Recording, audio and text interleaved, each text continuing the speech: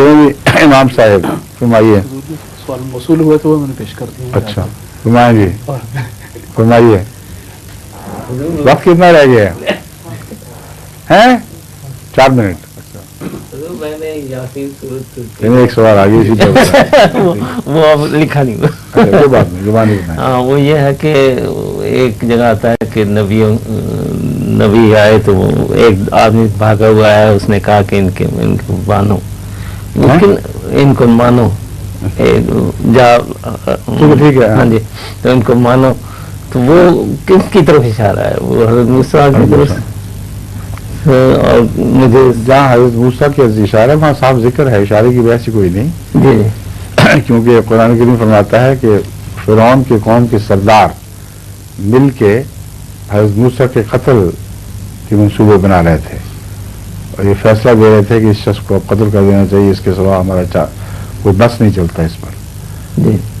उस मौके पर उन्हीं की कौम का एक आदमी जो अपने ईमान को छुपाए हुए था, जो दिल से है मूसा को सच्चा समझता था और जानता था कि ये खुदा के रसूल हैं, मगर कौम के डर से या बाज़ हिकमतों के पेश नज़र छुपाए हुए था।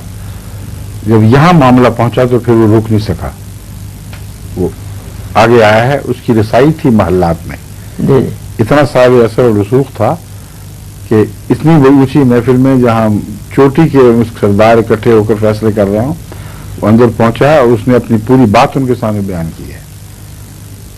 उसने कहा कि इसको छोड़ दो, इससे कोई सरोकार न रखो इस मामले में जी। और दलील ये कायम की जो हमेशा के लिए एक जिंदा दलील है। तभी कुरान करीम ने इस दलील को पेश करके उम्मत बनी नौ इंसान की रहनुमाई हमेशा के लिए फरमा दी है। ये कोई वक्ती दलील नहीं है, एक दायमी दलील है जी। वो कहते हैं, उसने ये कहा कौम से, ये को काज़िबन अलैहि कज़ब हो, तो इसलिए कत्ल करना चाहते हो कि झूठा है।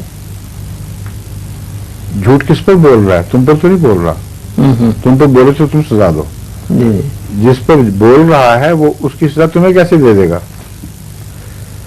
जिस जात पर झूठ बोल रहा है उसको पता नहीं कि तुम इसमें शामिल नहीं हो, तो तुम्हें क्या खौफ है कि ये झूठ बोले और ये दादा की सजा तुम्हें मिल जाएगी? हरगिज नहीं मिलेगी, इसी को मिलेगी। और जो जानता है कि ये झूठ है वही सजा देगा, अल्लाह कज़ब।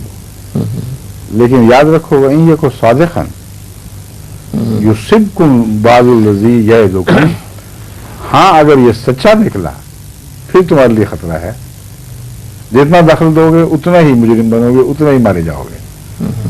फिर जो बातें ये कहता है डरावे के तौर पर कि ये सजा तुम्हारे पीछे लग जाएगी, ये अक़ूबत तुम्हारे पीछे पड़ जाएगी, वो जरूर होकर रहेगी, उससे तुम बच नहीं सकोगे।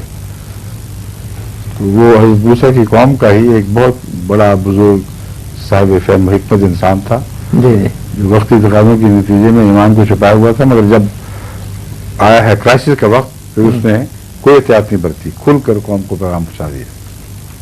ठीक है, अच्छा ये अब वक्त खत्म हो गया। जज़ाकल्लाह, आप खुसूसन आखिरी सवाल का